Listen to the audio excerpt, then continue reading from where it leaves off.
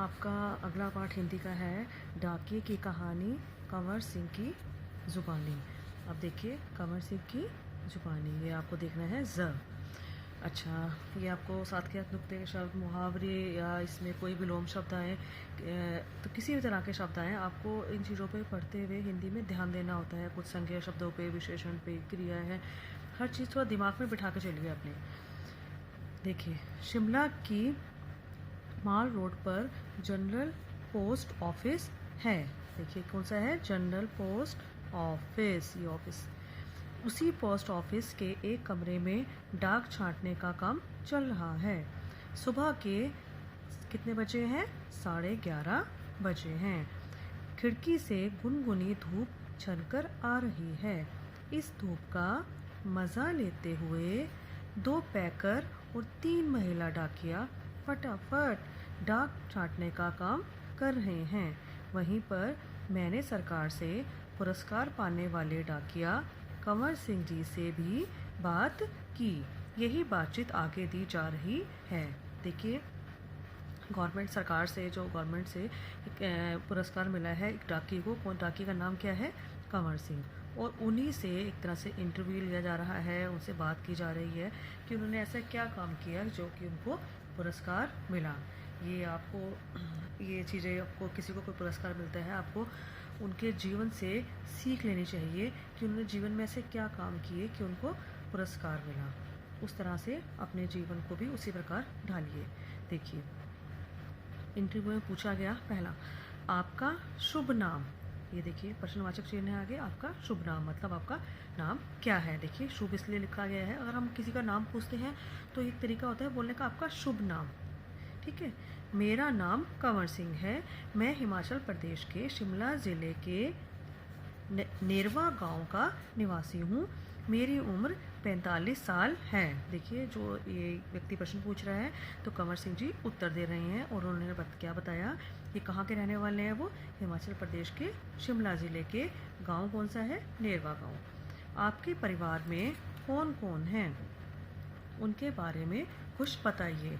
तो वो कहते हैं, मेरे 4 बच्चे हैं, 3 लड़कियां और 1 लड़का। 2 लड़कियों की शादी हो चुकी है। मेरा एक और बेटा भी था, वह मेरे गांव में एक पहाड़ी से लकड़ियां लाते हुए गिर गया, जिससे कि उसकी मौत हो गई। अब देखिए कितनी एक तरह से बड़ा कठिन जीवन होता है पहाड़ों का। अगर हमें कभी उनके बारे में जानेंगे तो देखेंगे कि बहुत परेशानियों से अपना जीवन व्यतीत करते हैं, इतना आसान नहीं होता। तो क्या हुआ, गांव से क्या हुआ था, पहाड़ी से लकड़ी लाते हुए वो गिर गया और उसकी मौत हो गई। अब है, आपके बेटे के साथ जो हुआ उसका हमें बहुत दुख है। आपके इलाके में इस तरह की घटनाएं क्या अक्सर होती हैं। देखिए, उनसे पूछा गया, अब जब कोई किसी की कोई बुरी खबर या न्यूज़ आती है इस तरह की, हम उनसे पहले दुख व्यक्त करते हैं। तो उनसे दुख व्यक्त किया गया और पूछा कि आपके इलाके में क्या इस तरह की घटनाएं होती रहती हैं कि किसी की मृत्यु हो जाए। जी, उन्होंने जवाब दिया, जी ऐसी घटनाओं का होना असाधारण नहीं है। देखिए, ये शब्द है असाधारण। एक होता है हमारा शब्द साधारण और एक हो गया इसका विलोम असाधारण। ठीक है, तो ये कहते हैं कि ऐसी घटनाओं का होना असाधारण नहीं है। यहाँ हर साल तिरछी ढलानों या ढाकों से घास काटते हुए कई औरतें गिरकर मर जाती है। मतलब कि ये बिल्कुल ही कॉमन चीज़ है, यहाँ पर बहुत लोग मर जाते हैं ऐसे पहाड़ियों से घास काटते हुए। फिर भी यहाँ ऐसे ही रास्तों से चलना पड़ता है, क्योंकि कोई दूसरा रास्ता होता ही नहीं। ऐसे मजबूरी में उनको ऐसे ही रास्तों पे चलना पड़ता है। हमारे गांव में अभी तक बस नहीं पहुंच पाती है। हिमाचल में हज़ारों ऐसे गांव हैं जहां पैदल चलकर ही पहुंच सकते हैं। अभी आप कभी जाओगे, ऐसे गांव भी होते हैं कि जहां बस कुछ नहीं जाता, वहाँ सिर्फ क्या होता है, पैदल जाना पड़ता है। फिर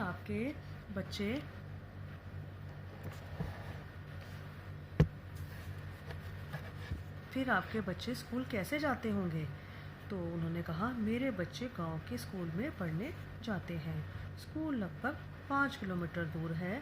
मेरी एक लड़की 10वीं तक पढ़ी है, दूसरी 12वीं तक और तीसरी लड़की क्या है, 12वीं कक्षा में पढ़ रही है। बेटा 10वीं में पढ़ता है। उन्होंने बताया कि बच्चे जो हैं स्कूल में पढ़ने जाते हैं गांव के स्कूल में, और स्कूल कितनी दूर है? 5 किलोमीटर। 5 किलोमीटर बहुत दूर होता है। आपके स्कूल तो बहुत पास पास होते हैं। घर से निकलो 5 मिनट में पहुंच गए, 10 मिनट में पहुंच गए। 5 किलोमीटर जाने के लिए बहुत देर लगती है। और उसने बताया उनका एक लड़की जो 10वीं तक पढ़ी है, दूसरी 12वीं तक, और तीसरी 12वीं कक्षा में पढ़ रही है। मतलब कि 10वीं के बाद उन्होंने लड़की ने पढ़ना छोड़ दिया, और 12वीं तक पढ़ी है, उसने भी उसके बाद नहीं पढ़ी। वो तीसरी लड़की 12वीं में पढ़ रही है और बेटा 10वीं में पढ़ता है। अब देखिए आगे। आप जहाँ काम करते हैं वहाँ आपके अलावा और कौन कौन है? क्या आपको डाकिया ही कहकर बुलाते हैं? तो उन्होंने कहा, पहले मैं भारतीय डाक सेवा में ग्रामीण सेवक था। देखिए, जो हमारी डाक सेवा है भारत की, उसे बोलते हैं भारतीय डाक सेवा। ये आपको पता होना चाहिए। इसमें क्या काम करते थे पहले वो? ग्रामीण डाक सेवक। ग्रामीण होते हैं गांव के डाक सेवक। अब मैं पैकर बन गया हूँ। पैकर, अब वो क्या बन गए हैं? पहले डाक सेवक थे, अब पैकर बन गए हैं। पैकर होते हैं जो सामान पैक करते हैं। पर हूँ वही नीली वर्दी वाला डाक सेवक। पर मेरी वर्दी कैसी है? वर्दी अभी भी उनकी वैसी ही नीली ही है। उनसे अगला प्रश्न पूछा गया, डाक सेवक को करना क्या क्या होता है? तो उन्होंने बताया, मुझे बहुत कुछ करना होता है। चिट्ठियाँ, रजिस्ट्री पत्र, पार्सल, बिल, बूढ़े लोगों की पेंशन आदि छोड़ने गांव-गांव जाता हूँ। उन्होंने कहा, मुझे ये सारे काम करने होते हैं। चिट्ठियाँ होती हैं, रजिस्ट्री पत्र होते हैं, पार्सल, बिल, लोगों की पेंशन सब छोड़ने, कई तरह के काम है, सब करने के लिए वो गांव-गांव जाते हैं। क्या यह सब अभी भी करना पड़ता है? क्योंकि अब तो सूचना और संदेश देने के लिए बहुत से नए तरीके आ गए हैं। तो उनसे प्रश्न पूछा, भाई अब तो बहुत तरक्की हो गई है हमारी, तो उसमें क्या है? मोबाइल से, कंप्यूटर से, और कई तरह के हमारे तरीके हैं जिनसे कि हम संदेश पहुंचा सकते हैं बहुत जल्दी। क्या अभी भी चिट्ठियां लेकर आपको इतने सारे दूर दूर जाना पड़ता है? तो उन्होंने कहा, आगे हैं, उन्होंने उत्तर क्या जवाब दिया, शहरों में भले ही आज संदेश देने के कई साधन आ गए हैं, जैसे फ़ोन, मोबाइल, ईमेल वगैरह, लेकिन गांव में तो आज भी संदेश पहुंचाने का सबसे बड़ा जरिया डाक ही है। अब क्या उन्होंने बताया कि शहरों में तो इतना सब तरक्की हो गई है, पर गांव में इतनी तरक्की नहीं हुई है कि वहाँ पर लोग कंप्यूटर से संदेश पढ़ सकें या मोबाइल से सारे संदेश पढ़ सकें।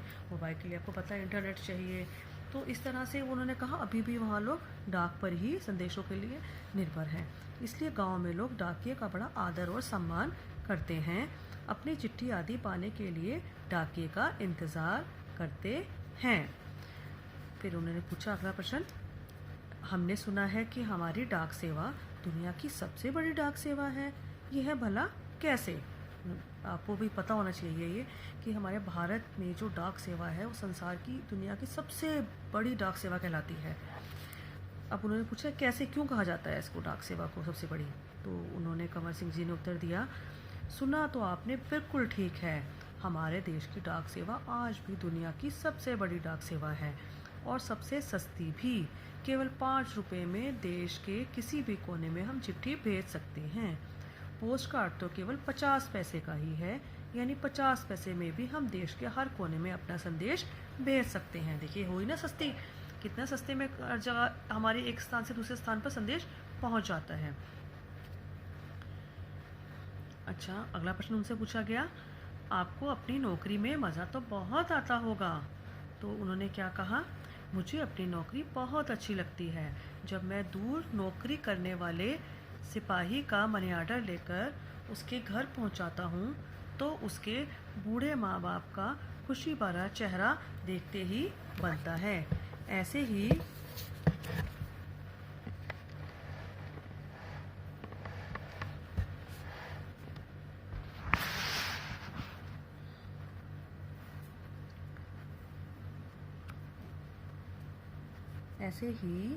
जब किसी को का रजिस्ट्री पत्र पहुंचाता हूं, जिसमें कभी रिजल्ट, कभी नियुक्ति पत्र होता है, तो लोग बहुत खुश होते हैं।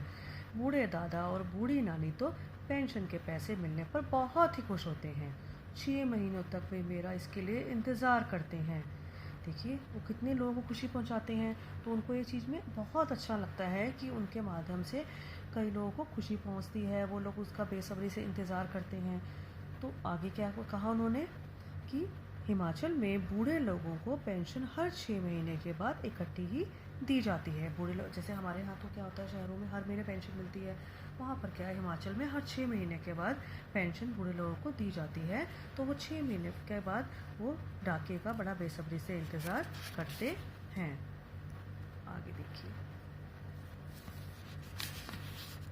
आप शुरू से ही इस डाकघर में काम कर रहे हैं?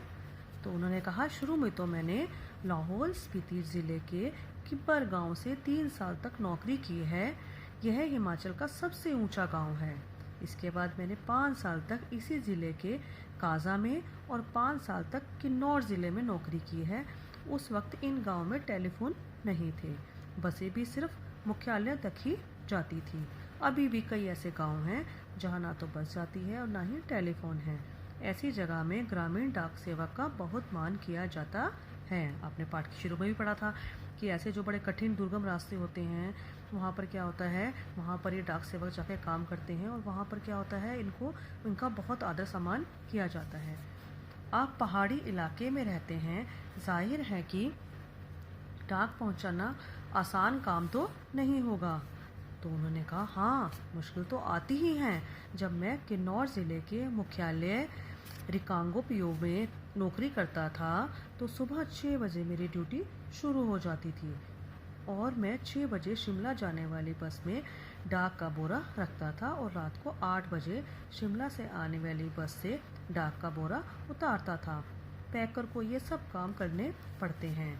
किन्नौर और लाहौल स्पीति हिमाचल प्रदेश के बहुत ठंडे और ऊंचे ज़िले हैं। ये बहुत ठंडा जगह है आपका, जो किन्नौर का और लाहौल स्पीति का है।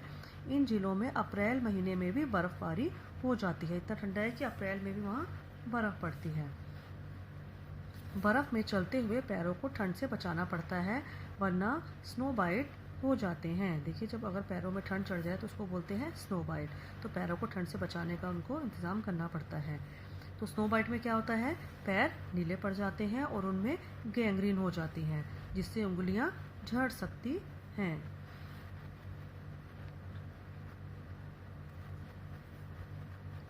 अब क्या है आपका कि ये इतने ख़तरनाक होता है स्नो बाइट आपका कि इससे उंगलियां तक हमारी झड़ जाती हैं।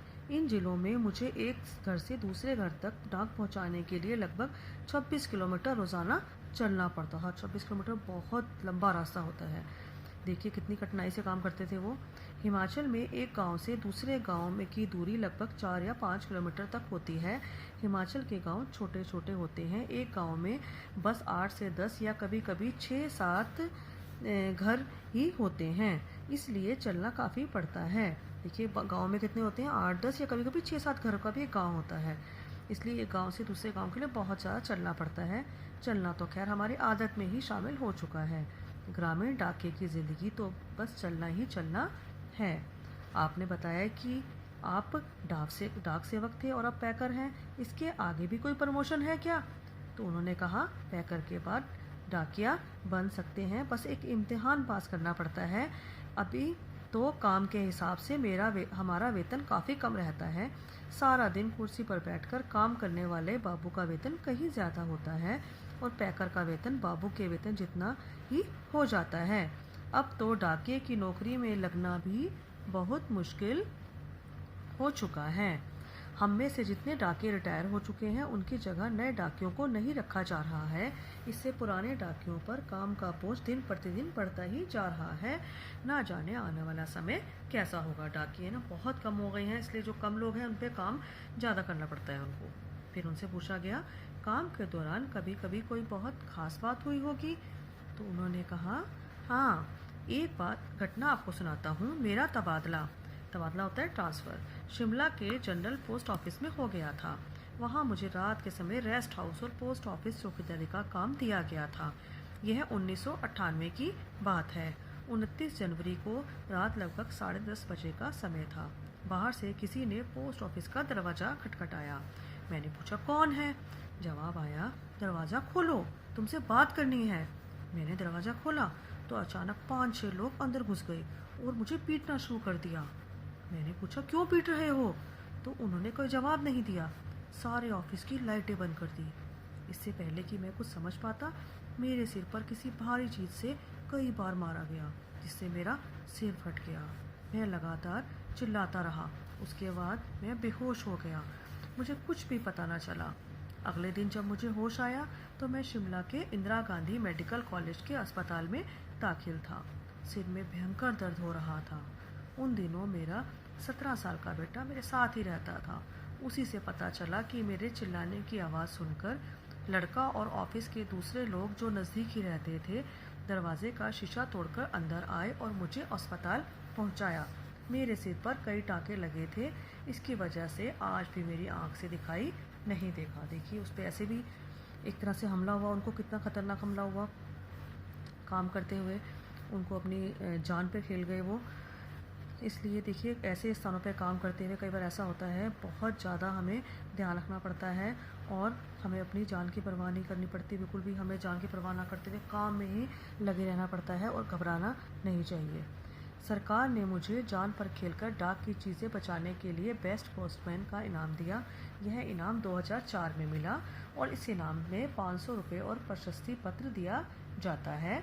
मैं और मेरा परिवार बहुत खुश हुए और आज भी मैं गर्व से कहता हूँ कि मैं बेस्ट पोस्टमैन हूँ। देखिए कितनी अच्छी कहानी है कंवर सिंह की। तो ये आप देखिए, ये कहानी हमने किसने लिखी है।